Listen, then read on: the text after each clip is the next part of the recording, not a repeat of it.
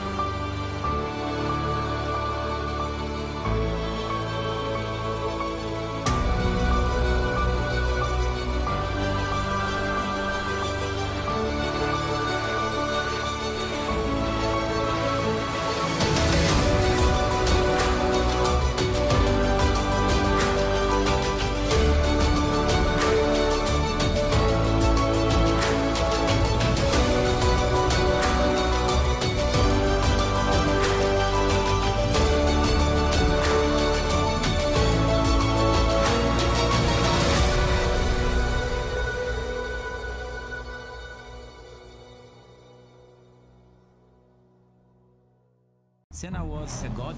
No one could even dream to follow him. I'm from a very humble background. The role of women at that time were really difficult. This is so dangerous. You're risking not only your life, but also my life.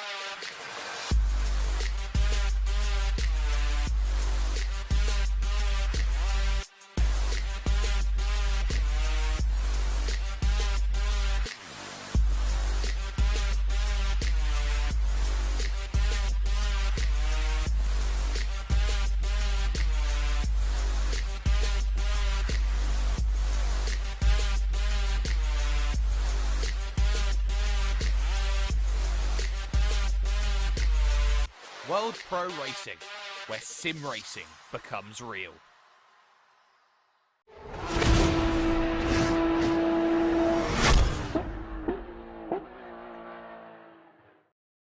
Good evening, ladies and gentlemen, and welcome to World Pro Racing. The action steps up another gear here on Wednesday nights, as my name's Alex Goldschmidt, and alongside me for the USF 2000 Series Championship here on World Pro Racing.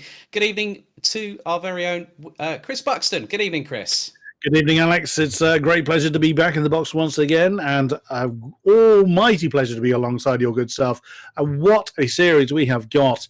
And what a great venue we kick off the series at. It's the USF 2000s at Adria in Italy. What a short but very technical circuit. Should be fairly well suited to these cars.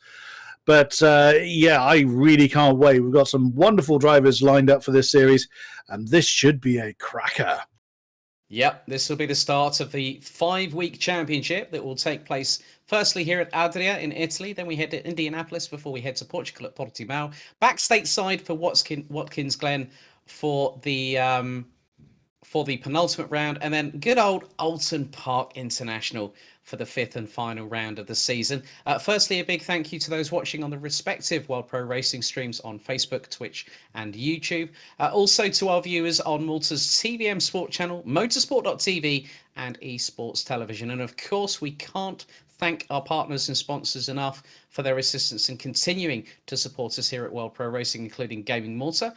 This stream is powered by Melita. We also have the likes of Thrustmaster, GT Omega Racing, HyperX, where we're all gamers, and AMD. And Chris, one of the biggest things, it's a rapid style format as always with single seaters, a 15-minute free practice session, 15-minute qualifying session, and then a 30-minute all-out sprint race. It's going to be rather interesting tonight here because it's tight, it's technical, and if we go 3 wide into Ramata on lap 1, I think we're all going to be having kittens. Yes, if we're going to see lots of 3 wides, someone's going to be over the fence. This track is short, very twisty, and is quite unforgiving in certain places. So it really is going to come down to how familiar these drivers are with this particular track.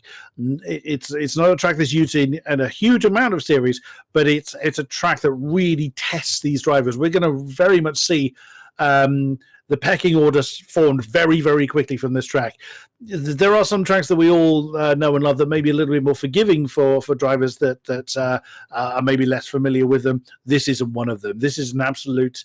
What it doesn't have in length, it certainly makes up for in bite in the challenge that this track holds. So I really look forward to how our drivers are going to handle it. They're going to have to be patient, but let's face it, racing drivers, that patience kind of comes and goes at times. So yeah, if they're going to try 3 wide, let's be ready for some incidents going on. I think we might have to have the defibrillators on standby, my good man. Absolutely, yes. That's is going to be. We're going to be digging some people out of the gravel trap, I dare say. Well, there is the circuit itself, Adria International Raceway, 1.679 miles long, 2.702 kilometers, and it has hosted the likes of the FIA World Touring Car Championship Race of Italy, the Italian Formula 4 Championship, F3 Italia, and also the likes of the FIA GT Championship and the Deutsche Tourenwagen Masters, the DTM, where Alexandra Prima back in 2010 had one of the biggest flips I've ever seen in a touring car silhouette vehicle. But as you can see, the air temperature, we're running to real-time weather. It's around a peachy 7.1 degrees Celsius on the air temperature. But the conditions out there, Chris, look rather favourable for the drivers in the opening round of the season. Somewhat, yes. Not uncharacteristic of Italy, but yeah, that's brisk. I think it's fair to say there's not going to be many drivers that will find 7 degrees air temperature, pleasant, especially when they're flying through it at 100 plus miles an hour. But yeah, as you can see from the track map there, that's what I'm referring to. This track is really twisty and technical, so this is going to be a real true test. Now, the shot we can see here over the start finish line makes the track look quite wide. That's very deceptive when you're at absolutely full crank going for a position in these single seaters, because if those sidewalls touch, we're going to be rivaling the flip that you were referring to earlier. Maybe even on the maybe the case of what might have happened back in 1999 at Le Mans. But obviously you can see the calendar there. So this week we had Adria round 2, a week from now, Indianapolis Motor Speedway. Then round 3 will be at Portimao, the Autodromo Internacional do Algarve. I've actually been not too far away from there. Again, it seems like 2 of the tracks on this calendar I've actually visited indirectly, because there's a karting circuit smack bang right next door to it. The same for Adria and Portimao. Watkins Glen will be round 4, the penultimate round of the season, on the 7th of April, and Alton Park in Cheshire will host the season finale. Now, these particular vehicles, they are based on the Van Diemen Elan DP08 chassis, and it's powered by the MZR 2-litre 4-cylinder double overhead cam engine with fuel injectors, which can produce around about 170 brake horsepower and can also potentially achieve a speed of around 150 miles an hour. But Chris, here at Adria, I think we're going to be going up the gears rather rapidly, but straight away, as you said earlier, hitting on the brakes rather early if needs be. Yeah, completely. We won't be seeing the top ends of these cars met by any, not by conventional means anyway. You might just about be getting close to that. Oh, that's one way of doing that right-hander. Well held, must be said. But that's actually something we're going to be seeing quite a lot, especially as the track temperature is very, very low. These guys are going to have very, very cold tyres. Who can handle those sliding moments the best is going to really be shown at the top of the table. Now, that might sound a little bit obvious. Yes, you have to handle the car properly. But, single seaters, anything with a wing on it, that's a tad wide, but again, I'm sure he's struggling with the tyre temperatures out there at the moment. Because these cars don't have a mass amount of downforce on them, yes, they do have a front and rear wing. That's partly regulatory, but what they don't have is a lot of speed. They do have 170 horsepower is enough to give you a great old kick in the backside if you floored it. But they're not going to be getting up to speed where they're using the downforce an awful lot. So they need to be rotating the car as best they can. And doing that forward sliding that we're seeing these drivers do is often the best way if you control it properly. And those tires, as you can see as the cars are rotating, through the camera, they are very, very skinny. So your grip is not going to be something that is very plentiful in these cars. And some people really do depend on a car that is very stuck, it's very planted, very stuck to the road. Some people really revel in that kind of four-wheel drift, or when the tail is starting to misbehave. So again, you would hope that these drivers have all practiced these cars as well as we would hope. But we were talking before broadcast. We're seeing drivers from lots of different categories as well of sim racing.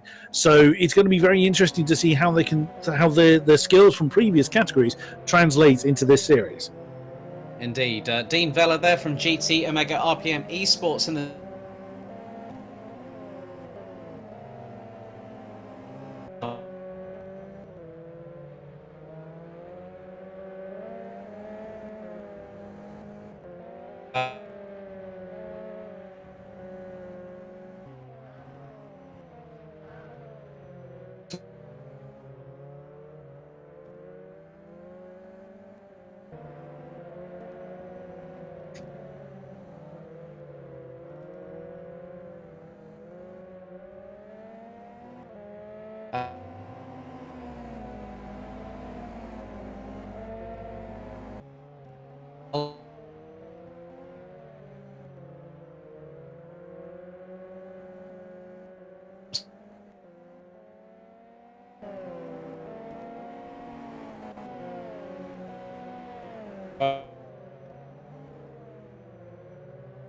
I understand a couple of Australians, the likes of Casey and Vance Lagarde from Matrix Motorsport, they were up before the crack of dawn down under to get competitive in this, and you can just see how hard these guys are pushing tonight here, Chris.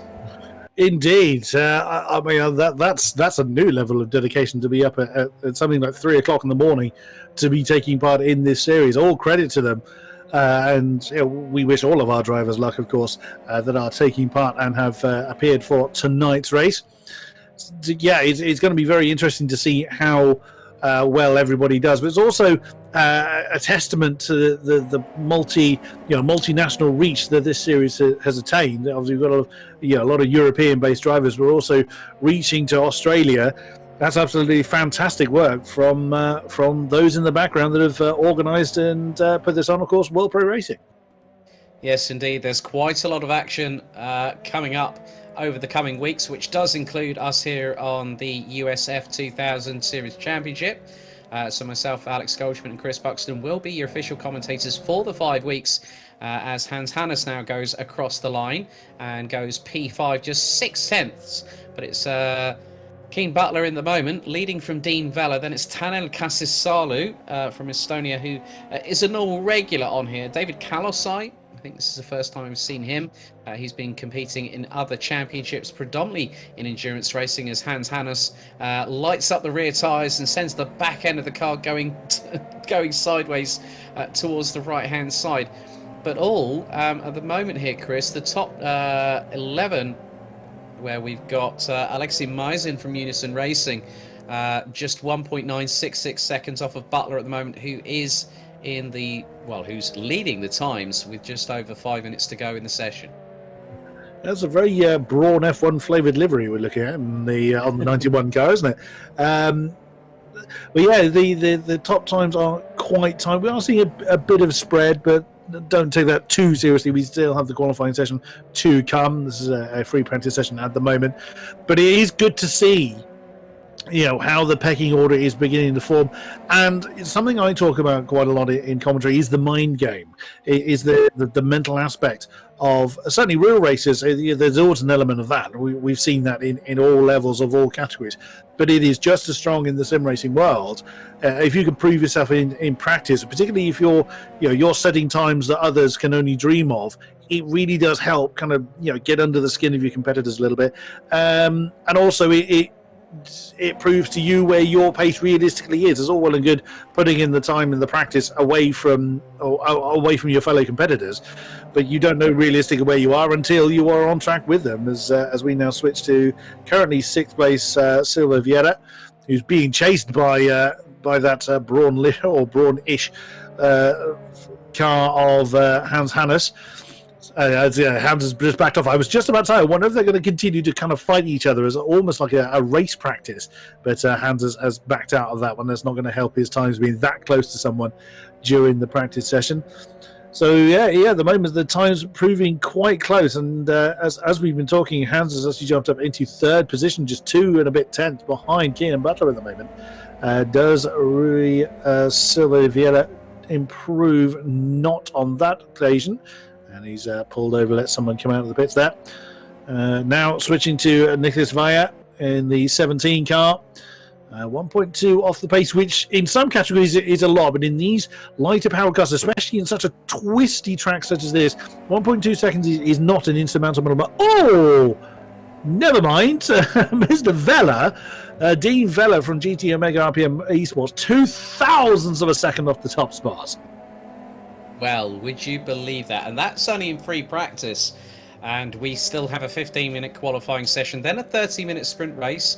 It is 18 points for a victory, 15 for second, 13 for third, and then from 4th to 13th, it's 10-1. But then also the interesting dynamic here, Chris, with the additional points or subtraction of points that might come into play. A no-show for a round is -10. If you've led the most laps in the race, it's an additional 5 points. Fastest lap, it's 5 points.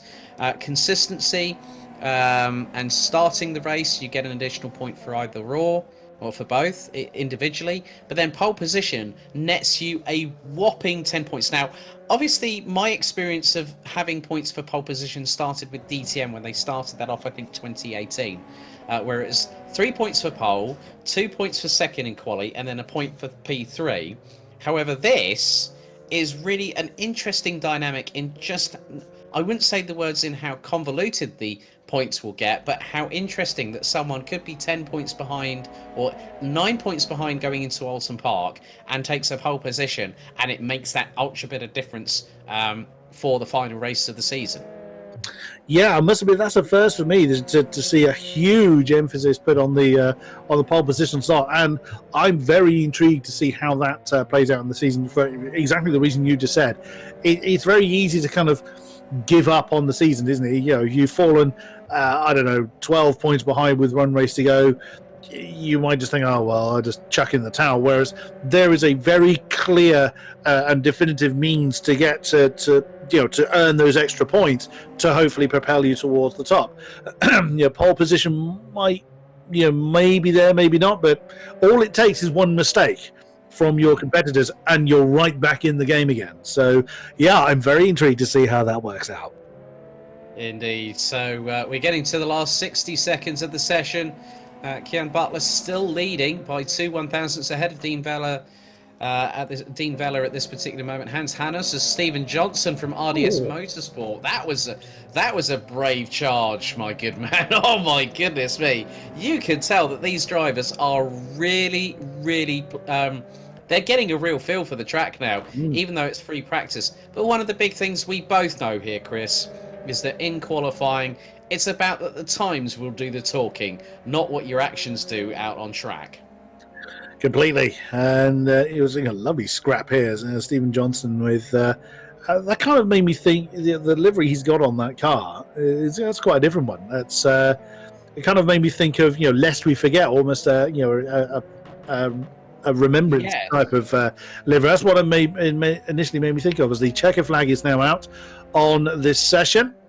As a reminder, as Alice just said, it is a practice session only, so this does not dictate the grid. It's there for everybody to get a feel for the car, the track, the conditions, etc. There is a practice winner, you can argue, no points for it. Oh, the tail getting very lively coming out of that tight right-hander. It would seem that Kian really has got has got this. Now he's kicking the tail out. Although, just as I said that, I commented to Kirsten, he flew off the road. But what we saw there was we saw Kian really kicking the tail out. That may be the way he prefers to do it. But we saw a number of drivers, particularly earlier in that section, just gently drifting the car rather than the tail doing all the talking. You get the turning done early and just let the inertia take the car sideways. Some people really really work well in that situation. Others prefer the tail happy version, and then you catch the slide. All well and good, looks heroic if you catch the slide. You can kind of see where this sentence is going. If you don't, if you don't catch the slide, it can go south rather quickly. In other words, yes, you'll be off into the dark wondering why on earth you did it that way in the first place. It's like I should have put 40% throttle down, not 50%. That's how incremental things can be. But obviously, going through corners such as Tonnantino, Variante Po, where you got the chicane before Quadra Uno, where we saw Kian Butler go sideways and literally go full-on Tokyo drift in a USF 2000 car. But it's going to be a rather interesting challenge for the drivers tonight. We've got a 15-minute qualifying session coming up, and the old adage rings true, and it's going to be the case over the next 5 weeks. Times are for show, points are to go, Chris. Completely, as we are now in the 15-minute quali session, and looking at the Estonian of Tanel Kasasalu in the 88 car, beginning to, you can see not everybody has come out immediately, and timing is going to be, it is going to be crucial to a point, but the session is long enough for these drivers to get several time laps out. This isn't a Spa or a Le Mans where you realistically only have one attempt at it. And we'll see that yellow flag warning pop up as people are just giving themselves that little bit of space. As we're coming through Ramata now onto the back straight, heading down towards Cavaniela. So some very, very tricky corners these guys have, of course, been practicing. And some of them, that's a bit of a lock-up there from Tanel. That won't help this particular time. But again, the conditions will have changed slightly, even though we've just gone from one session to the next. There will be subtle differences. The grip is going to be a little bit different. Not 100% sure how much fuel they're carrying, so the weight may be slightly different. But Tanel doing what he can to get as far up the grid as he possibly can now, coming into Quattro Uno. And there's that, starting to get the tail a little bit lively. Looks like he's gone for a bit. Yeah, there was a bit more of a four-wheel drift coming through Quattro Duo. Now into Dogado, which is quite a tricky corner, sort of three corners in one almost, through that particular section. Now coming down towards the end of the lap, De La Fonte to complete the lap. There's a very easy place to wander wide and bounce over the grass. And first time coming onto the boards, of course, he's light up the timing board in purple because he's the first one with the time of 14.7. So we'll expect some improvements from that. And of course, Villa getting 14. Well, all the fours. I approve immediately. Yeah, Hans Hannes goes, it's all changing as David Kalosai from Mugen Sim Racing has just put in a blinder, a 1 minute 13.6. Kian Butler up in sector 1 by over a tenth, but goes completely sideways coming out of De La Fonte. So that's going to be a case of reset, go again. Max Carrion in the 83, currently P13 at the moment. Top 9 have set a lap time so far as Kian Butler actually goes up to provisional pole ahead of David Kalosai by 43 thousandths of a second, a 1 minute 13.563. Rui Silva Vieira rounds out the top 3, exactly 7.5 tenths behind Butler. Dean Vella, then it's Hans Hannes. Then we've got the number 14, who's just under a second behind. Kasisalu, the initial pace setter, well, it was more like a banker lap, really, Chris. He's still in P7, and it's a fraction ahead of Birch in the 72. Still plenty of time for the drivers to do something about their positions, though. Yeah, so Kian, we did see that lag moment happen, but it looked like he'd overcooked the exit of that final turn, but he obviously hadn't, as he has put that 13.5 on the... Oh, that's a lively livery. You won't miss Casey in a hurry with that one. Yeah, Casey Lagarde. So, yeah. Crikey. That's definitely the brightest livery I think I've seen on any car here on World Pro Racing, and it just had to be on a USF 2000, as now Casey will make his way through into De La Fonte. Up in both set personal bests in both sectors 1 and 2. Now pushes the 170 brake horsepower 2-litre engine to its maximum of 1 minute 15.845.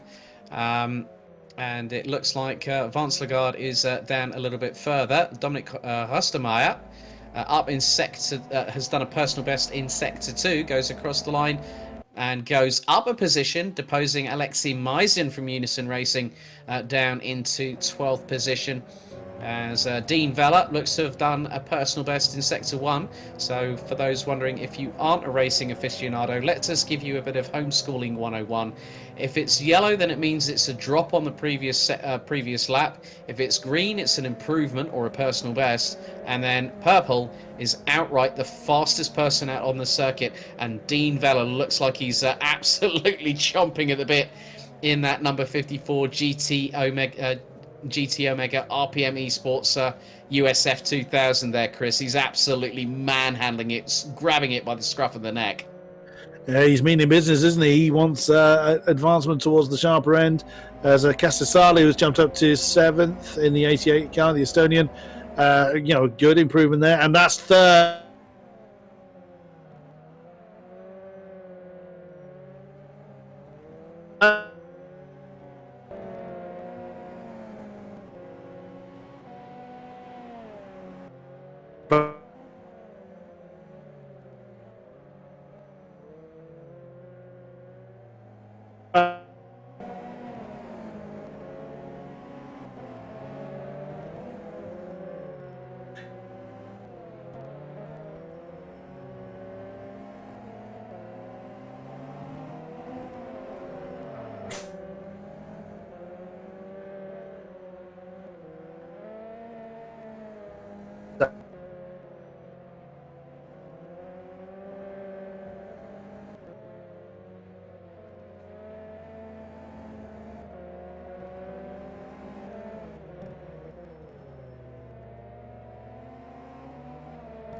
If you want to use the modern variety of it now, the Team RJN Rocket Motorsport colours from British GT, and also JBXE Racing for for Extreme E, where Jenson Button is partnered with Sweden's Mikaela Ahlin Kotelinski in the first season, which gets underway in just a couple of weeks' time.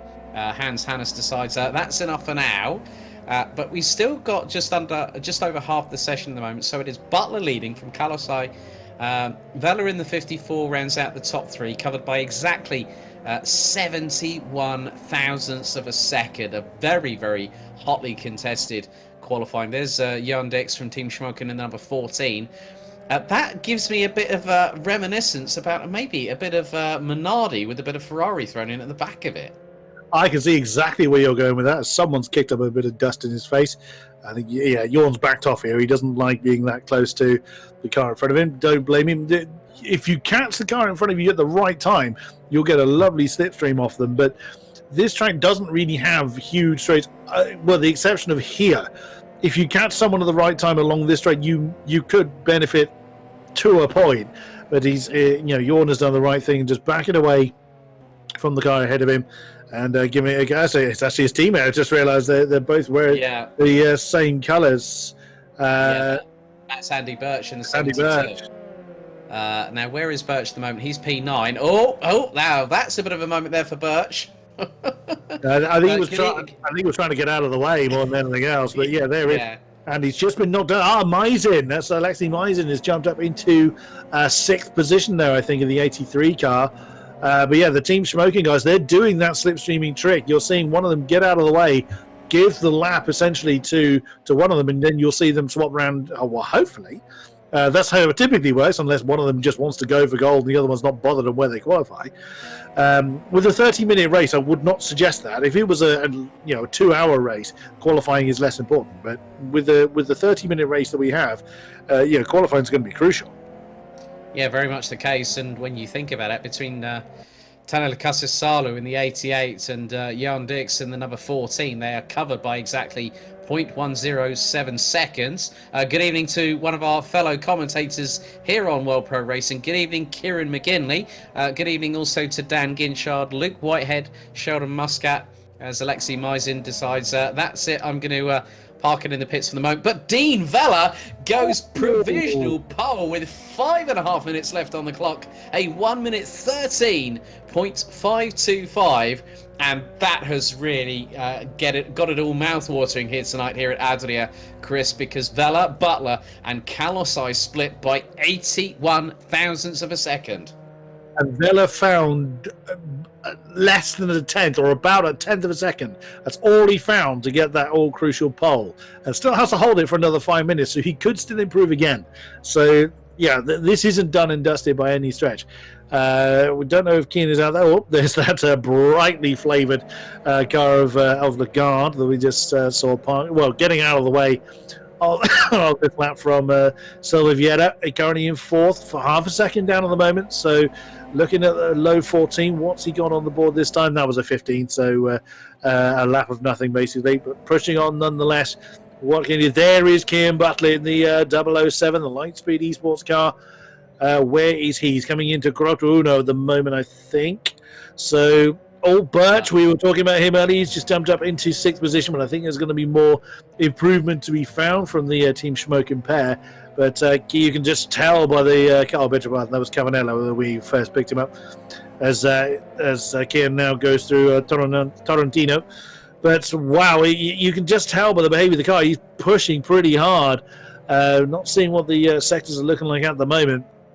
But I think that's more of an outlap, to be honest with you. I think Kian's just getting those tyres up to temp on that USF 2000, and then just really deciding to push, because he'll want to get that 10 points, because effectively by getting that 10 points, you've got bragging rights going to the first round of the season, and also everyone's going to have that warning shot fired across the bow, well and truly. But also, you've got that big 10-point bonus that the pole position carries. So, qualifying is absolutely crucial, especially as the season is only 5 weeks long. You don't have lots of time to make up for lost points. So that pole position is going to be very, very hotly contested. It already is, with 4 drivers within 0.3 of a second. 3 of them within a single tenth. By the way, that's quicker than you can blink, and that's purple sector 1 for Butler by, again, a very narrow margin. We're talking very narrow margins across the board. So can Butler then carry that, improved pace? Oh, again, the tail's gone loose, and that's off into the dust. Oh no, has Butler got enough time? Well, if he gets on with it, yes, he does have enough time to come out and get on with it. But to announce Vieira, no pole time, that's Kalosai. What?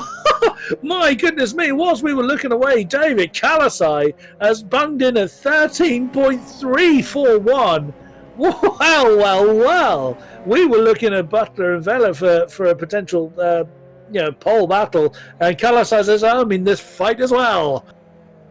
Yeah, and he's up by 1/1000th in Sector 1.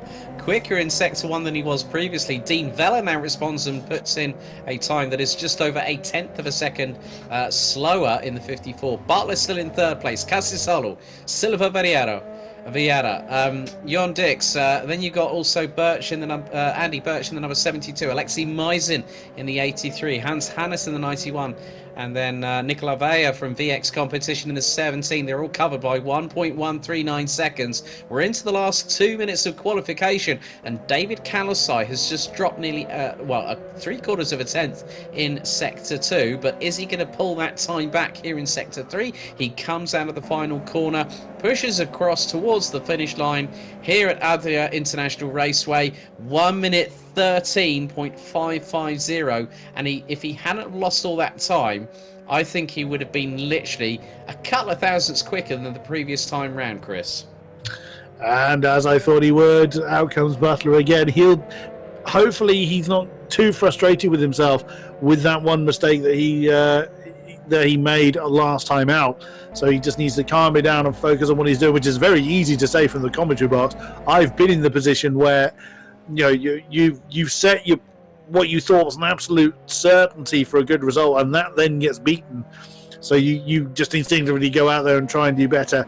He just needs to push to within the limits of the car, within the limits of his talent, which is clearly quite vast. And it's purple sector 1 again. So less than half a tenth up, but again, pole is pole, no matter by what margin you do it.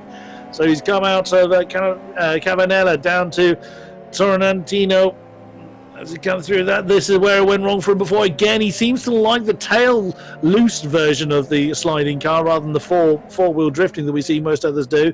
Now to Varianti Po and then Quadro. Whoa, that's a long way off, but he does manage to keep it on the road. Ooh, is that going to cost him his time? Is that going to come with a paycheck? We will see. There we go. That's cost him huge. He's, if he makes up that much time in the final sector, no, he's parked it. Oh, he'll be kicking himself for that. Right, checkered flag out for the session. David Kalasai is the one with the bullseye in the back of that rear bumper, effectively, with the time. Dean Vella at the moment, this is going to be his final attempt. It's not going to be enough for the Maltese driver, as he will come through Della Fonte for the final time, as that looks to be Hans Hannes, I think, that has just exited into the pit lane. But Dean Vella, despite his best efforts, will not be able to surmount an offensive towards David Kalasai. And Kalasai takes pole position by just over a tenth of a second. Nicolas Vieira out at the moment, currently in P10, is up in Sector 1. And has just had a massive moment there, going through Quadro Due and then into Delgado, which is basically you take Pouon, add another corner, and then flip it 180 degrees to a mirror-like. That's what you get with Delgado. But Nicolas Vieira, he's lost an absolute handful of time, and he was down by nearly half a second in Sector 2. Nicolas Vieira comes across the line, a 1 minute 14.444. But Chris, that was a dynamite lap from Mugen Sim Racing's David Kalasai, nipping Dean Vella by just over a tenth within the last 3 minutes of the session.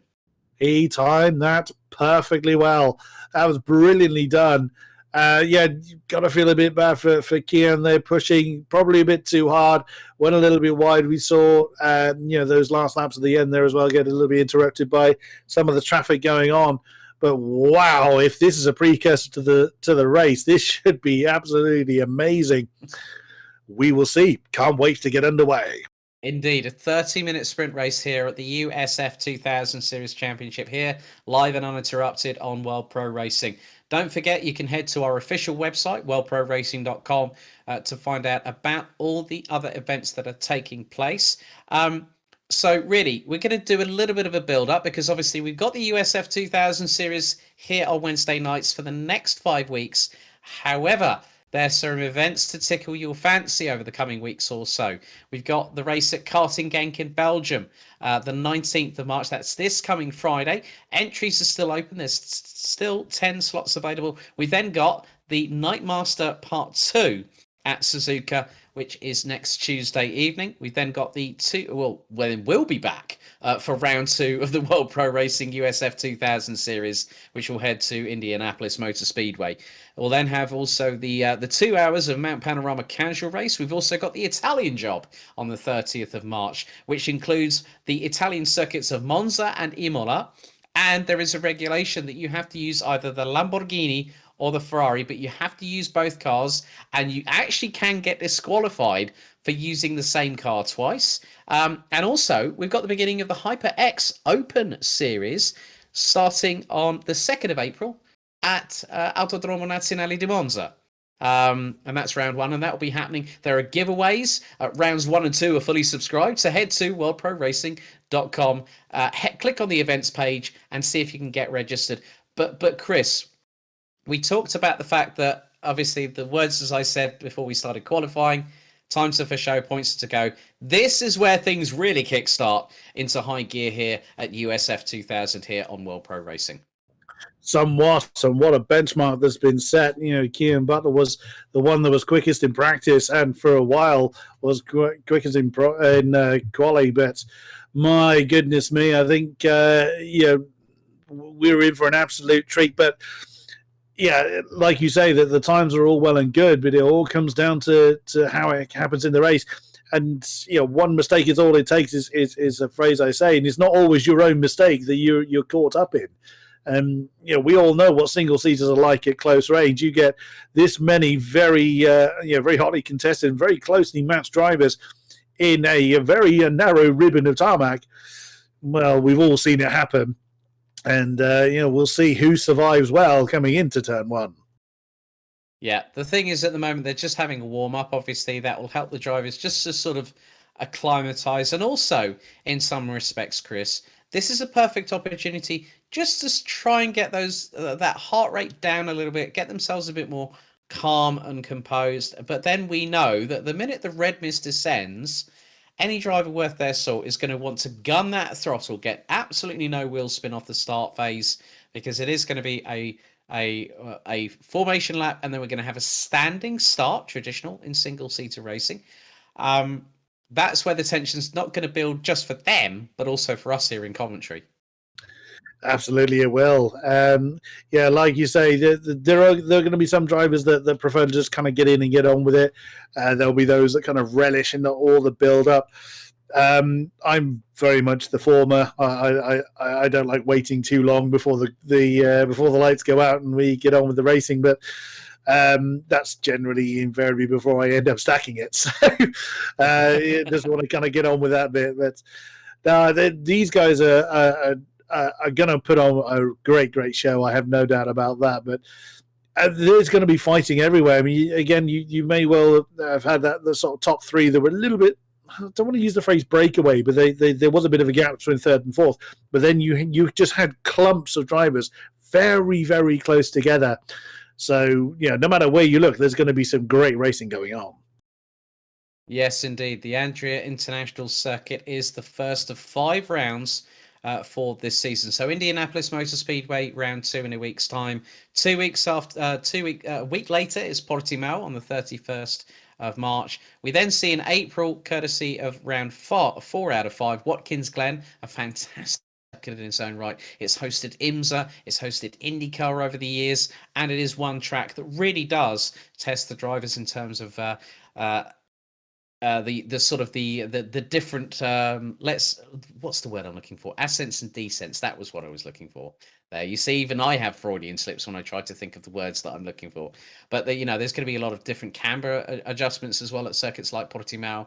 It'll also have its inclines and its descents as well. Alton Park, fantastically tight circuit. It's a staple in British GT and British Touring Car Championship folklore. And to have the season conclude there, that's really given us an idea that we're going to have this nice sort of meaty bit in the middle, and then you're going to have the 2 races, one at each side of the championship, where you're just going to think this could be rather too close for comfort. And that's very true with Adria and Alton Park, Chris. Oh, yes, absolutely. Now, Alton Park, I was going to say I'm looking forward to the most, and every time I think about the neat track that you mentioned in order, I then think, oh no, but that's a great track. Portimao, for instance, as we mentioned before we came on air, is one of my all-time favorites. I adore the Portimao circuit, and I loved seeing it back on the F1 calendar last year. Watkins Glen, a former Formula One circuit itself, is seen, like you say, so many different categories of racing go on there. Alton Park, really, really narrow. It's a very big staple in the British Touring Car Championship. It's amazing seeing 40-plus, touring cars banging doors and what have you, going through the very tight and twisty circuit that's Alton Park, because these things can't do that. They can try. It won't tend to go very well if they try and kind of barge their way through. But that, again, is going to be a real test of these drivers on how well they can just keep that patience, but keep the pressure on the guy in front of them and equally deal with the pressure.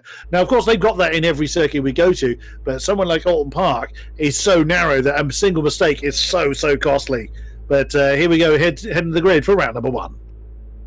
Yep, so the timer counting down. David Kalasai and Dean Vella are on the front row of the grid. Now we get the rolling start. Well, we get the formation lap underway. So, round 1 of the World Pro Racing USF 2000 Series Championship, here with Alex Goldschmidt and Chris Buxton. Let's take you through who our drivers are that are going to be starting in the respective order. So David Kalasai has already got himself 11 points, because it is a point for every driver that starts each race. He is leading the championship after one frantic 15-minute qualifying session on 11 points, ahead of Dean Vella from GT Omega RPM Esports. Then it's Keen Butler in the number 7. He rounds out the top 3 ahead of Tanel Cassis-Salu. Then it's Hans Hannes in the 91. Rui Silva Vieira in the 6th position in the 27. Then it's Team Schmoken's Jan Dix in the number 14. Then he's got alongside him Andy Birch, his teammate, funnily enough. So the Team Schmoken cars on row 4. Alexei Maizin in the 83 rounds out the top 9. And alongside we'll have Nicolas Vaer in the VX competition number 17 car. Then you've got Max Carrion in the 83. Dominic Rustermeier in the 92. Steve Johnson from RDS Motorsport in 13th in the 85. And then rounding out the top 15, it looks like we have got the number 21. That is of Darrell Russell from Atlantic Motorsport, the teammate to Silva Vieira. And it looks like Casey Lagarde is starting from the pit lane. So I'm not too sure whether they've had an issue, but here is the starting order, as you can see. So Kalasai from Butler, well, it should show Vela on the front row of the grid there. So you've got Kalasai leading the way. So these drivers now getting some important heat into the carcass of the tyres, and also what that does, Chris, is heats up the wheels on these cars, which in turn heats up the brakes. Absolutely they do, as the drivers now coming to retake their grid positions for the all-crucial standing start. This is where the nerves, especially for those at the front that are having to wait the longest, are going to be jangling. 30-minute race soon to get underway. It is time to wind them up and let them go. Who's going to be bravest on the brakes? That's a storming start from Butler on the second row. Can he turn that into an overtake? He's already up into second. Oh, impact there with Valo coming into turn 1. Oh, we got something with the grass. Yes, Casalu. Yeah, that well spotted. Hannes has had to go wide to try to avoid that becoming a bigger issue. But what a start from Butler coming up into second. Hannes he's slanted into 4th position there. Whoa, that's the 007 car of King Butler getting very, very lively. There's Ruiz Silva Vieira fighting his way up into 7th position. Great start, no major incidents. It looks like still side. Oh, that's a big number. Well held by both drivers. Yeah, Alexei Maizin going up the inside of Ruiz Silva Vieira. And then you've got Vaea just behind as well. Birch in 10th place. But Kalasai now has a lead of just over 0.8 of a second ahead of Kian Butler. Dean Vella rounds out the top 3. Cassis-Salu was very, very lucky there. I think both he and Hans Hannes, I think they've counted their chickens before they hatched. But also the fact that they've got many of their 9 lives remaining at this particular moment. Round to complete lap number 1. It is Mugen Sim Racing's David Kalasai ahead of Kian Butler in the number 7. Dean Vella from GT Omega RBM Esports rounds out the top 3. Hannes being pressured by Cassis-Salu with Jon Dix and Alexei Maizin not too far away from each other. And it looks like Jon Dix has got a little bit of an advantage over the number 83 Silva Vieira in the 27 from Atlantic Motorsport. Still keeping in touch with the 83 from Unison Racing, down for 7th and 8th position with Vieira, Birch, Johnston, Carrion, Rustermeier. That's Russell, and then we see the ever so brightly coloured car, number 3 of Matrix Motorsports, Casey Lagarde, here on lap number 2 with just 28 minutes remaining on the clock. Indeed, so Kalasai doing exactly what he needs to do to build up a bit of a lead. So here's a replay of the start. So we're looking at our leader Kalasai, and just look at the launch that Butler had there from that second row. Vela really did bog down, even though we got a bit of a tap on the front there. Then we see Hannes and Cassis-Salu in the background of the shot get together. Look how wide Hannes had to go to regain control of the car. I think Cassis-Salu rather backed out of that to let Hans back into position, which was fair play for him. Kalasai with the new fastest lap. He's continuing to build that lead up front. There he is in the 20 car. Vela, he's falling a bit back. I'm a little surprised, really, that Vela is falling back the way he is. Dean Vela is seemingly struggling at this stage, but we'll see. Just kind of get the nerves back under control. Looks like Hans Hannes is actually on Vela's case for 3rd position. He's gotten a bit away from Cassis-Salu. The battle is changing a little bit for that last podium spot. There's Max Carrion. He was at the back of quite a long train. That train split up a little bit now, it looks like. Oh, that's Maisin! Maisin's gone a little bit. That hasn't gone well at Tarantino for him. He's side by side. Oh, with that's Vaya. He's alongside. Yeah, Nicholas Vaya in the 17. Well driven from both of them. But yeah, that's why one mistake is very, very costly at this early stage. Yeah, looks like Andy Burt's trying to close in on them at the minute, but David Kalasai has the fastest lap at this particular moment in time. He also has led the most laps, so that is an additional, when you look at it, that is an additional 10 points in addition to the 21 that he's currently got. But Keane Butler now starting to strike back.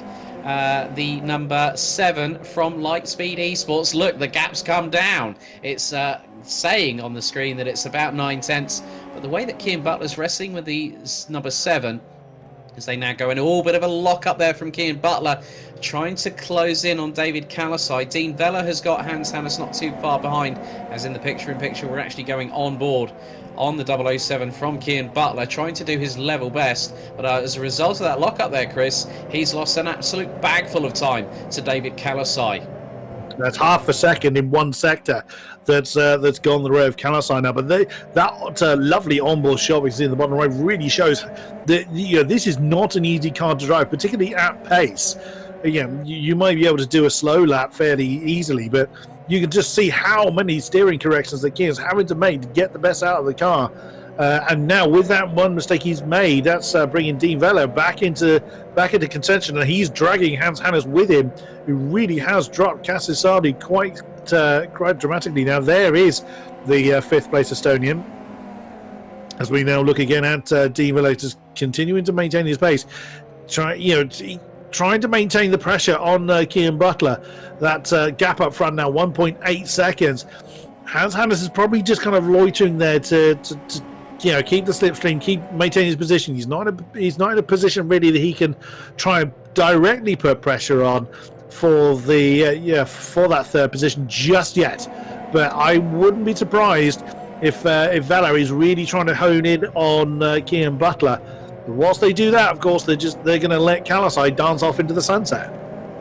Yeah, I think one of the other things is that you do actually get points for consistency in each round as well, and something that's going to be very much on the mind of Dean Vella as we head back to now the number 83 of Max Carrion, who is we were briefly with Carrion, who was closing on Steve Johnson, Nicolas Valleja closing on Rui Silva Vieira from Atlantic Motorsport. This is the battle for 7th position, but just up ahead, Jan Dix in the Team Schmoking number 14. This is now coming through the final corner della Roggia, and you can just see this trio is getting rather concertinaed, but Nicolas Valleja in the number 17 trying to close on Silva Vieira, and the gap between them is just over 3.5 tenths of a second as they go into the first corner. A bit too much curb taken there by Nicolas Valleja, nearly makes the number 17 stumble coming out of the exit of the first corner, and that gives a bit more of an advantage and a bit more breathing space for Rui Silva Vieira as they both close on the number 14 of Jan Dix from Team Schmoken. Yep, absolutely. A wonderful battle forming here in the upper midfield. There's Max Carrion again, who really has kept Steve Johnson straight and true. That they've been that close all race long as they come into the hairpin again of Tarantino. There's the onboard from the 83 car. It is as close as you think it is between the two. I mean, Max is that close that he probably knows what flavour chewing gum that Steve Johnson's chewing on at the moment. So, yeah, and it has its own difficulties being that close, especially on a twisty track, because the slipstream's all well and good, but there are times when you do need that little bit of downforce to help you through the corner. But it doesn't seem to be putting Max Carrion off, and Steve Johnson doing very, very well to maintain the pressure. Oh, that's a tad deep. Well, that's a great drift from the 83. It's not the quickest way, but it is a flashy way of doing it. Well, yeah, I mean, back in the day when, going sideways was rapid, but nowadays with the amount of aerodynamic technological advancements and also modern day motorsport, things have changed. Oh, that's wide from Johnson. Oh, Max Carrion's got a real good run, and that's coming out of Ramata all the way up towards Cavanella. So Max Carrion looking to get the march on Steve Johnson from RDS Motorsport in the 85.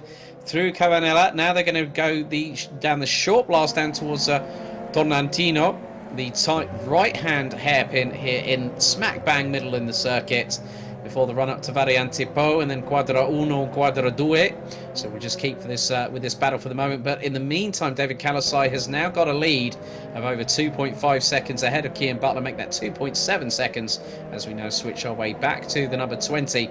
But we still got the battle between Johnson and Carrion very much in our eyesights. And Carrion's trying to do everything he can in his power. Oh, and he nearly goes into the back of Johnson, puts on the brakes, stops immediately, and that means that Carrion's just been passed by Rustemeyer in the number 92.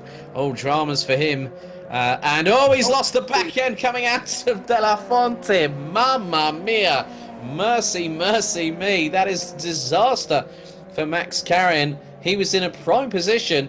Maybe if he'd got past Steve Johnson to maybe go after Andy Birches. Oh, Rustemeyer has his own moment going through Ramato. We're now going to have a look at the replay. Now, this is where you see, now there was a little bit of a tag, and he literally lit up the front anchors on that 83, did Max Carrion, and then all of a sudden Dominic Rustemeyer went round the outside. He did a bit of an M&M there and went, thank you very much, I'll take that one. And again, Carrion having an absolute mare coming through De La Fonte.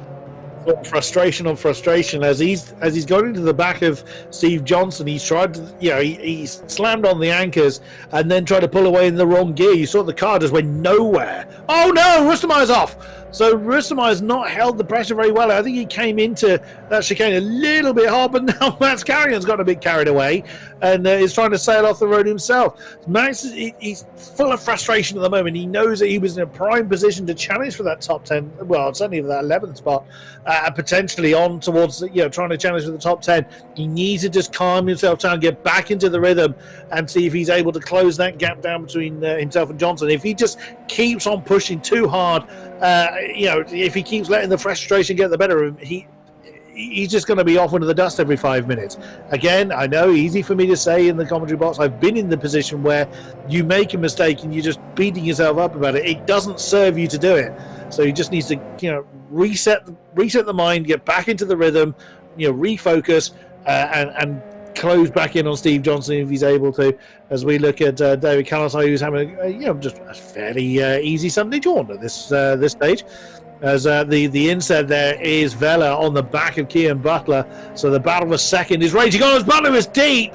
He's gone for a bit of a deep line through that double left-hander. He has been able to maintain the momentum, though, coming out of that. That was Delgado that he was just going through. So now coming through Dolafente. Now onto the start-finish straight, heading towards Ramata once again. There is the leader. There is Kalasai. So they can see the leader just edging away, lap on lap, getting further and further away from them. But I would imagine Dean Vella is not going to want to sit behind Kian Butler for too long. No, I think you're absolutely right there, Chris. But one of the other things is that consistency wins the championship. Kalasai, he's on his way, and he's 3.3 seconds in the lead ahead of Kian Butler as we are back with Dean Vella from GT Omega RPM Esports. I know that Sheldon Muscat is cheering his fellow Maltese compatriot on at this particular moment in time, but top 13 score points.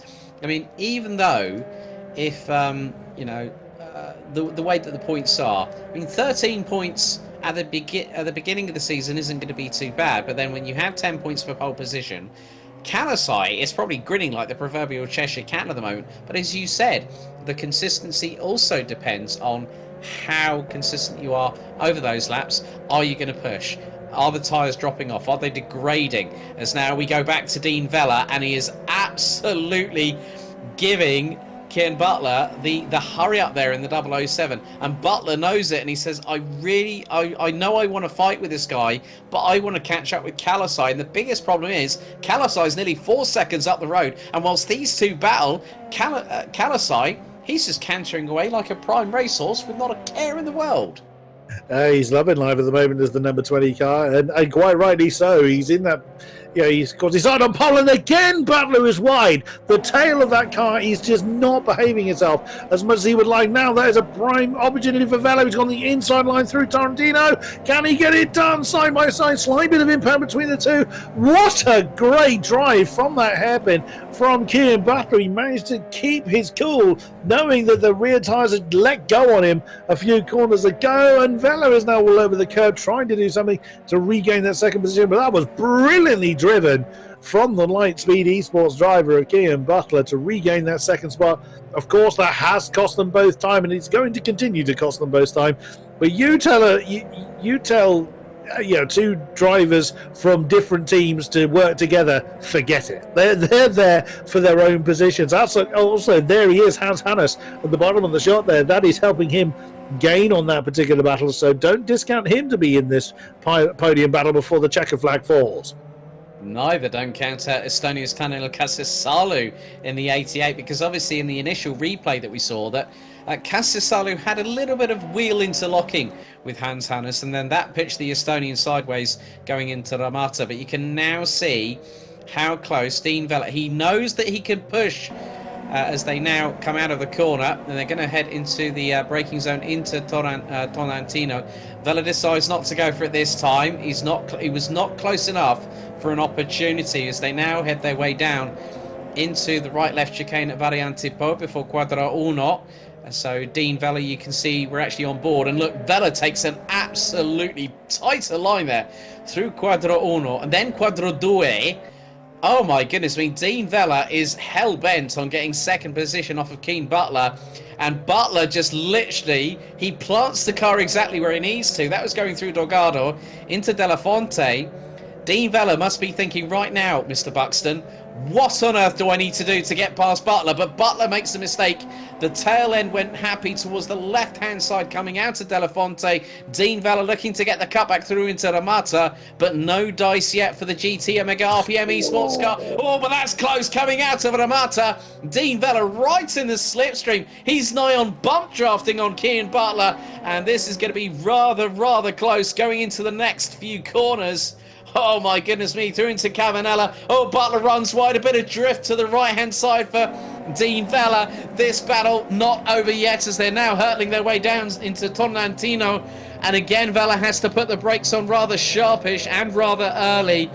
Wow, this is a dynamite battle here, and this is for P2. Kalasai is now 6 seconds up the road from this pair. The only person that can stop Kalasai is Kalasai now, with half the race now done, 6 seconds to the good.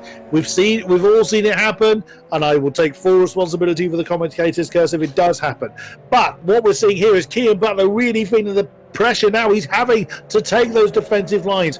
He's relied very much on his raw speed, which of course has been very impressive. As again, a little bit, he prefers that deeper line into that De La Fonte hairpin that gives him a greater exit speed. But he's having to take those defensive lines. We saw him go very early to the inside line at Ramata last time around, and Dean Vela has just matched him corner for corner. Butler has not been able to shake him off. Again, there's Hans Hannes in the background, and Kassasalu not far behind either. I mean, these two come together, they're in a brilliant position to capitalise on it. But Dean Vella's done an absolutely storming job on keeping on the back of... and Kian Butler's done a very good job of defending as well for this length of time. Again, Vela looking at the inside line, coming into Tarantino. We've seen him try that move before. He managed to nose ahead just briefly of Kian Butler at that very corner only a few laps ago, and Kian will know that. He'll know where he's weak against the number 54. Oh, I thought Dean was going to spin it there, but he actually used the apex to help rotate him round. You can see he's now trying to use those curves to rotate him around. As Case of the Guard sadly has got himself a penalty down in 14th position, so his race not going particularly well. But Vela's doing an absolutely brilliant job just maintaining that position. I mean, he could easily just steam into the back of the number 7 and hasn't done so. He's been very close, but he's doing absolutely everything he can, and Kian is responding so far, but Kian really is showing signs that he is struggling. Yeah, Kian Butler at one moment, if that car goes completely sideways, Dean Vela will be like a rat up a drain pipe getting that second position. as now they hurtle their way all the way down back to Cavanella once again. Dean Vella looking to go a little bit later on the brakes in comparison with Cian Butler, and the reason being is that Dean Vella's effectively using him as a marker board as to anticipate where he needs to brake. And I think what he prefers to do now going through Tonnantino is to actually get a tighter line going through into the apex and then put the power down. And you can see that from both cars, it's only when you get to Variante Po that you really see the different driving style. And I would think that possibly that for Casey Lagarde, I think that would be a track limits penalty. But you can see that through Quadradue and through into the run down to Delgado, both Dean Vella and Cian Butler was very much on the same racing line. So this battle not well and truly over and done with yet. But look at it from this perspective. We saw that Hans Hannes Chris was catching up, but he's actually well over 3 seconds adrift down in 4th position. So I think Butler and Vella, whilst battling, they've been pushing each other forward to try and catch up with Kalasai. As bump over the curves through Ramata from Dean Vella there. That was absolutely close, and a bit too close for comfort for, I think, for Dean Vella in that particular instance. But through Cavanella, it just seems that Cian Butler's just got Dean Vella's number at the moment here, Chris. At the moment, yeah, everything that Vella has thrown at Cian's had an answer for. And Vella has been so close to Cian all race long. He knows what colour underpants that the Light Speed Esports driver's got. But yeah, also Hans Hannes made.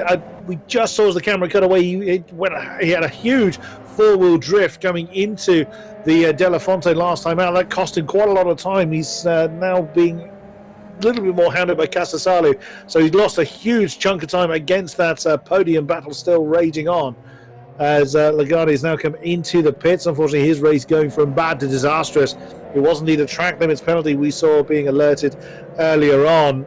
So his race not going well. And again, this Cian's car looking a little bit squiggly. It does look like that Cian's car just seems much more loose than Dean Vella's does. But at the moment, it is still working for the number 7. He's just able to position himself so much that Vella just can't get that additional run on Butler that he needs. I mean, trying to gain any speed on someone like Cian Butler is near impossible at the best of times, but both drivers did a great job in maintaining their positions. Yeah, 9 minutes and 34 seconds still to go on the clock here on the first round out of 5 for the World Pro Racing USF 2000 Series Championship, live on eSports TV, motorsport.tv, TVM Sports in Malta, and also the World Pro Racing relevant streams on YouTube, Facebook and Twitch. Don't forget to head to worldproracing.com for any of the action. If you want to sign up, whether it's R Factor 2, Assetto Corsa Competizione, or even Gran Turismo Sports, have a look at our website and see if you can register and be part of the starting grid in maybe an event in the next couple of weeks or so. Nicolas Valleja is battling away with Alexei Maizin, and they are just about half a second apart from each other as the picture-in-picture, Dean Vella swarming all over the back bumper of Cian Butler as they now go into Ramata. Looks like Vella's got a clean run up the inside, but Butler cuts across the front of his nose cone there. That was brilliant stuff. Textbook from Cian Butler. I'm sure that Dean Vella will probably go, well, you know what, if I was half a car length closer to Cian Butler at that particular time going through Ramata, as Maizin looking up the inside of Valleja.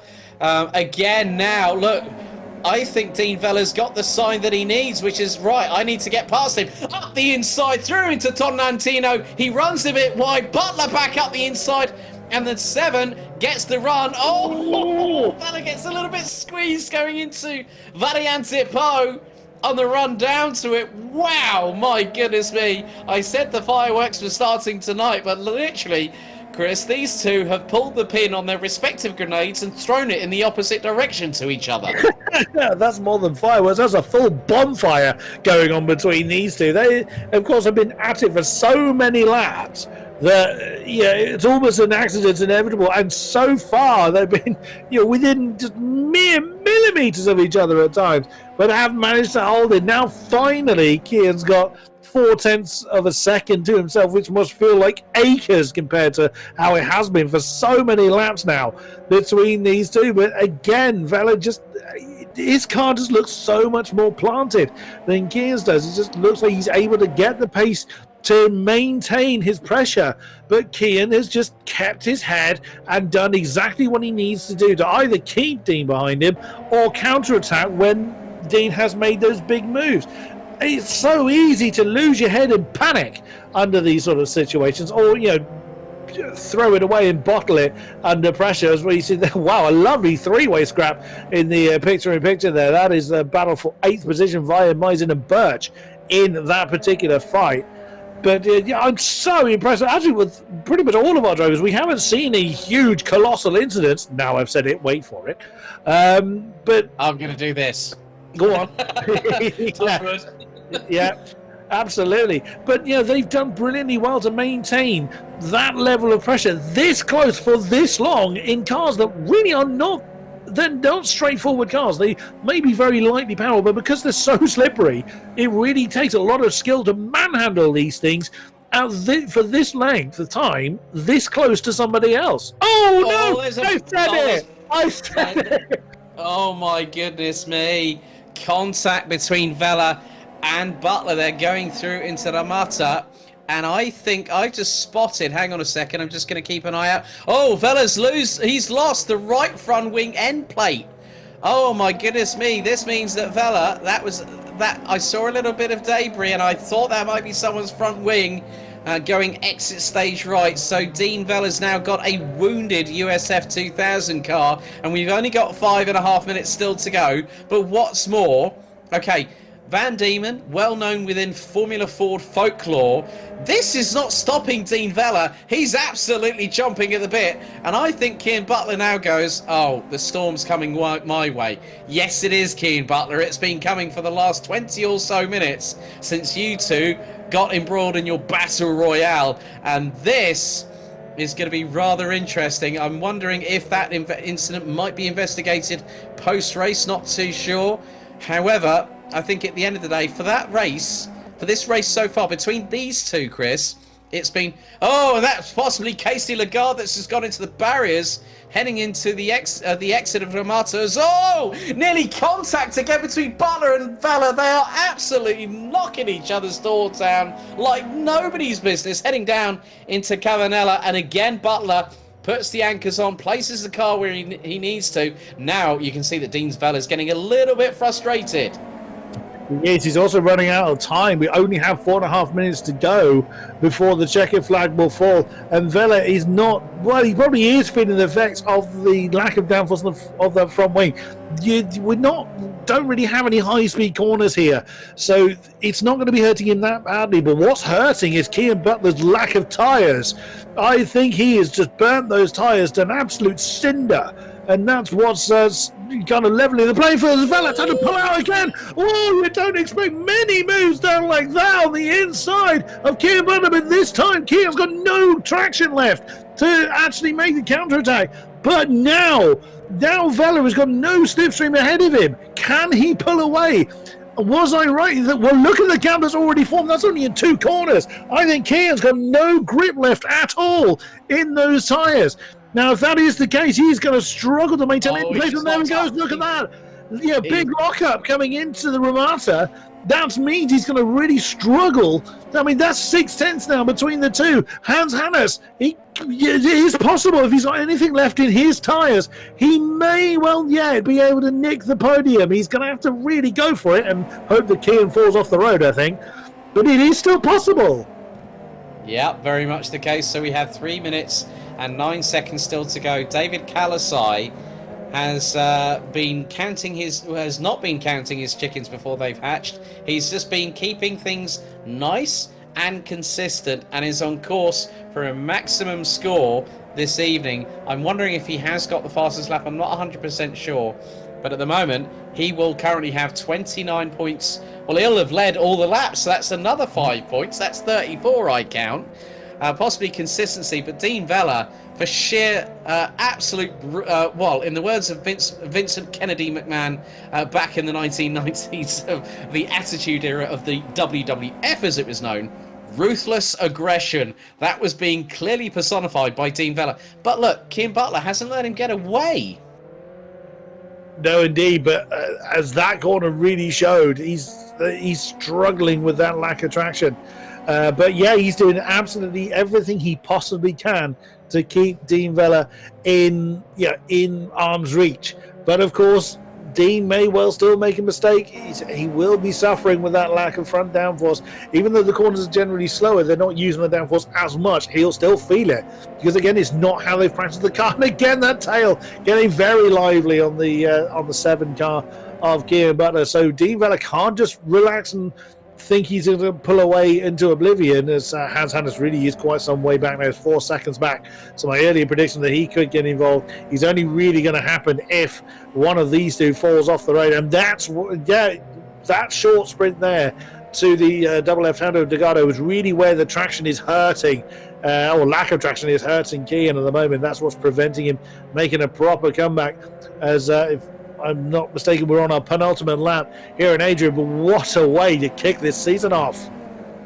Indeed, the first round out of 5 for the World Pro Racing USF 2000 Championship, as Dean Vella still keeps ahead of Kean Butler, whilst David Kalasai in the number 20 is 13.5 seconds or so up the road. Hans Hannes rounds out the top 4 ahead of Tanel Kassis-Salu. Jan Dix from Team Schmoken completes the top 6 ahead of and Atlantic Motorsports' Ruiz Silva Vieira, with Alexi Maisin from Unison Racing in the 83, rounding out 8th, P8 ahead of Andy Birch, also the teammate for Jan Dix. He rounds out the top 9 ahead of VX Competitions, Nicolas Vieira. But yeah, time is still now ticking away. As the good thing is that the quick thing that David Kalasai is doing is just getting through past back marker traffic. He now goes on to the final lap of the race with around 15 seconds to go. He could just leisurely cruise it across the line. Well, he's going to do that. 10 seconds on the clock, but that means that Dean Vella, he now will cross the line with literally, I think he'll be, as the bean counter hits strike 0, he will have, so we're down to 0 on the clock. It has been an absolute dominant display from David Kalasai from Mugen Sim Racing here, Chris. Certainly has. You can't say he lucked into that. He started from pole. Glenn certainly advanced his lap early on, even if he isn't the holder of it now. He certainly had it very early, and has just done exactly what he needed to do. We haven't seen him off onto the road. We haven't seen any major dips in time between himself and the Vella-Butler battle that's been ensuing. It's now 1.5 seconds between Vella and Butler now, so Butler really has nothing but rubber bands attached to his car for tyres. But yeah, walking to Kalasai has just been absolutely flawless. He saved the best of his pace until qualifying, and he's really deployed it in the race. Well done to the number 20 car. Right.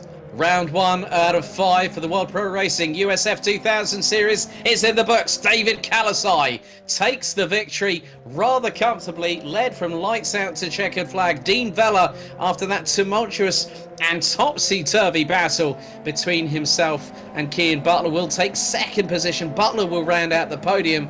Hans Hannes will round out the top 4 a few more seconds down the road in his lovely Braun GP-esque livery as well. Tanel Kassis-Salu managed to, well, he didn't count his chickens, but I think he nearly ran out of 9 lives by the end of the race, because Jan Dix actually closed in on him towards the end of the race. The number 14 from Team Schmoken took 6th position. Silva Vieira takes 7th ahead of Alexi Maisin. Andy Birch takes 9th. Nicolas Vieira takes 10th. Stephen Johnson about to cross the line with Max Carrion just behind. They round out the top 12. Vieira finishes in 11th. Darryl Russell in the number 21 from Atlantic Motorsport rounds out the top 14 behind the number 92. And that is of Dominic Ostermeyer with the top 13 scoring points. But your winner here tonight for the World Pro Racing USF 2000 Series opening round from Mugen Sim Racing. What a drive by David Kalasai. And he's going to have a rather comfortable advantage going into the 2nd round in just a week's time at Indianapolis Motor Speedway. That was a great race there, Chris. Wasn't it just? Yeah, a flawless performance there from Kalasai. So yeah, there it is. Confirmation that next week it is round number 2 at Indianapolis. So yeah, very different kind of track. It relies much more on the deployment of top speed, slipstreaming, and being in the right place at the right time. So we'll see if Kalasai's performance is able to be repeated. But well played, really, to all of our drivers for taking part and for sticking what was quite a tricky race right the way through to the end. Yeah. So that really is the end of our trackside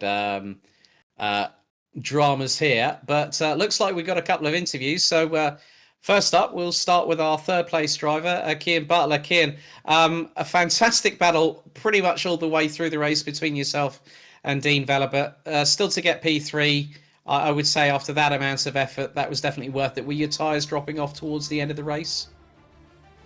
No, actually, the start of my stint was really aimed around conserving tyres as much as I could, so they were actually pretty decent towards the end. I think we only had 45% on the front right at the end, so definitely better than what I've done in the practice runs. And obviously, Dean kept us guessing, and I think kept you guessing at times with obviously going through into the hairpin in the middle of the circuit. That was a real testing point, but obviously there was that slight clash going through T1. It was one of those things where myself and Chris, we were sort of like thinking what was going to happen. It was a great battle between the pair of you, wasn't it? Pretty much most of the race. Yeah, it was a good battle. There are a couple of moves that I'll be probably grabbing some footage of and sending to the stewards. I mean, hats off to Dean. That was a good battle and all, but I did get damaged a couple of points, so it's just something to be looked at a bit. Well, Kian, thank you very much for talking to us here in the interview booth, and we wish you all the very best of luck at Indianapolis in a week's time. Thank you. Okay, next up, Chris, do you want to speak to our second place finisher, Dean Vella, please? Gladly, yes. Dean, are you with us? Yeah, hello. Oh, what a fight you had for so long. Again, Kian, they're saying that early on he was keeping the tyres fresh. And what I observed was that Kian's car looked quite loose, certainly compared to yours. Talk us through what was going through your mind, certainly, in the first half of the race. Yeah, definitely. I mean, for the first half, I tried to preserve as much as possible the tires, and I saw, Butler was a bit more skittish. He was sliding a bit more, so I definitely was kind of thinking try to hope that his tires kind of fall off, and then I get the advantage that way. But it was a very cool fight. I enjoyed it.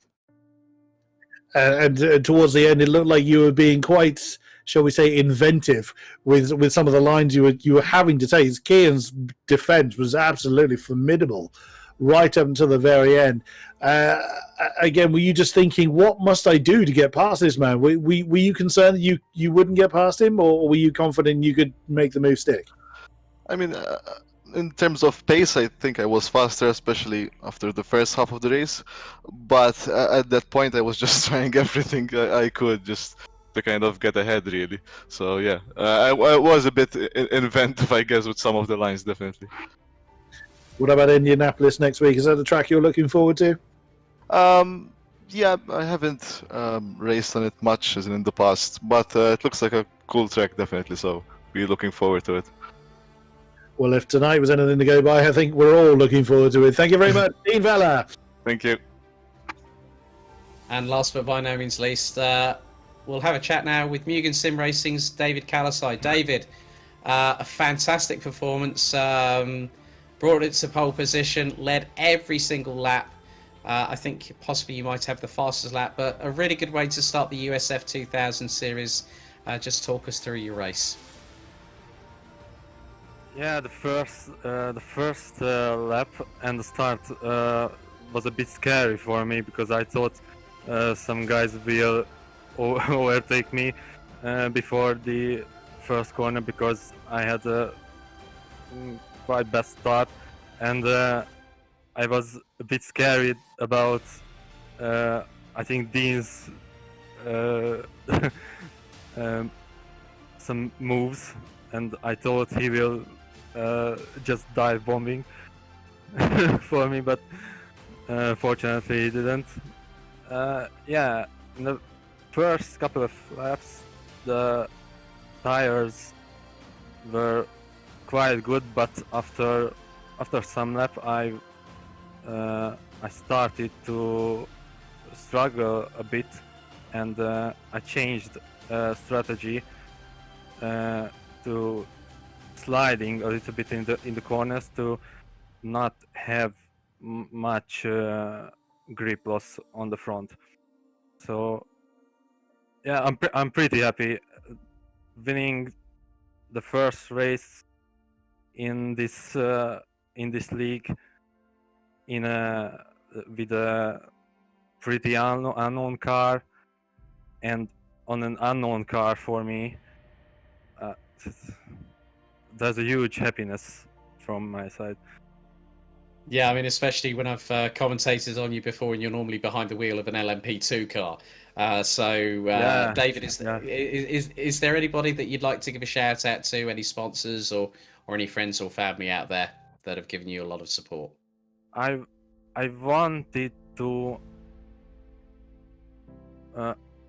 Sorry, I plan to make a livery for myself with the Mugen guys, but there had been not so much time for that, so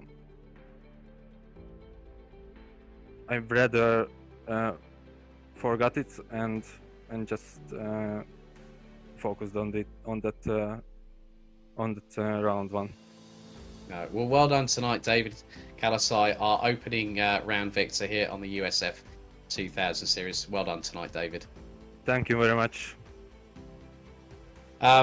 Firstly, before we sort of talk about what has been an exciting opening round, obviously we have to pay our respects to the recently departed Sabine Schmitz, the Queen of the Nürburgring, who yesterday passed away at the age of just 51, who lived life vicariously and scared many people in the Nürburgring M-Taxi over the years. Chris, just really a big trailblazer in women in motorsport, but also a very, very steely-eyed racer. Absolutely. There wasn't anything that Sabine couldn't drive fast. A huge role model, particularly for the female racers trying to get into the business. So a huge loss at such a young age. 51 is no age at all for a legend that she was. But alas, she's been taken from us too soon, and may her legend live on. Indeed, there also have been people putting out petitions about having a corner named after Sabina at the Nordschleife. I couldn't think of a better tribute in my own right. But Chris, coming back now to what has been an absolutely brilliant opening round of the USF 2000 Series Championship here on World Pro Racing. Adria has just lit the spark. I think the bonfire, or maybe the 4th of July display, might be shown at Indianapolis in just a week's time. Oh, I could not have phrased that better myself. That was, yeah, absolutely. Now the bar has been set, and that's a very, very high bar to meet. Very different type of track, much longer type of circuit that relies, like I said, much more on the higher speed and being in the right place at the right time. We'll see. But I would expect the pecking order to be broadly the same, but some people, much prefer these open type of circuits than tight and twisty ones such as Adria. So don't discount anybody. Indeed. Well, that really wraps up the coverage here on World Pro Racing with myself, Alex Goldschmidt, and Chris Buxton. A big thank you once again to everyone watching, to all our competitors that have competed this evening here on the Adria International Raceway Circuit. Don't forget, you can head to worldproracing.com. You can also follow us on social media. If not, why have you not done so? We also host weekly casual races, special events, and obviously championships like this with the USF 2000 series. A big thank you once again to all our partners, to Gaming Malta, Melita, who have powered this stream, Thrustmaster, GT Omega Racing, HyperX, where we're all gamers, and AMD. A big thank you to everyone watching on the World Pro Racing YouTube channel. Facebook Facebook Live video, and also on Twitch. And also a big thank you to all our watchers on TVM Sport in Malta, motorsport.tv, and eSports Television. On behalf of Chris Buxton, my name's Alex Goldschmidt. Thank you for watching, and good night. We'll see you next week.